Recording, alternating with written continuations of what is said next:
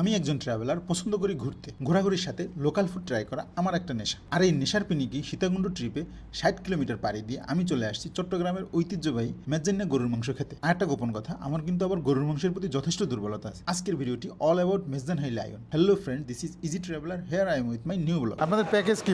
একজনের জন্য মেজবানি কোর্স থাকবে, চনা ডাল, সাদা ভাত। একজনের জন্য স্ট্যান্ডার্ড হ্যাঁ জি, মাংস থাকবে 5 পিস, চনা ডাল থাকবে আর সাদা ভাত থাকবে যথেষ্ট। চনা ডাল বলতে ডাল দিয়ে মাংস।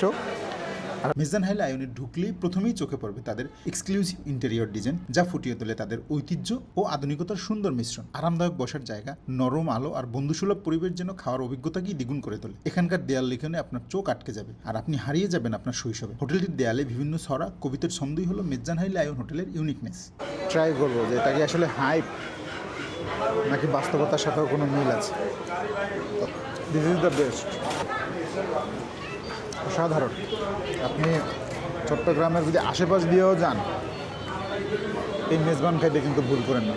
চট্টগ্রামের খাবারের আলাদা একটা খ্যাতি আছে। এখানকার ঝাল মশলা, বিশেষ রান্নার ধরন আর আঞ্চলিক টেস্ট একেবারে ইউনিক। তার মধ্যে সাম্প্রতিক সময় সবচেয়ে আলোচিত খাবারের নাম হচ্ছে মেজ্জান্না গরুর মাংস। মেজ্জান হাই লায়নে ঢুকতেই মনে হবে অন্যরকম এক ফুড কালচারের ভিতর চলে আসছেন। আপনি যদি ট্রাভেল লাভার এবং ফুড লাভার হয়ে থাকেন, কিলোমিটার আর খরচ কোনো বিষয় না। আমরা কিন্তু অনেক দূর থেকে আসছি। তবে আমার কাছে মনে হলো যে এদের কালাভুনাটা বেস্ট।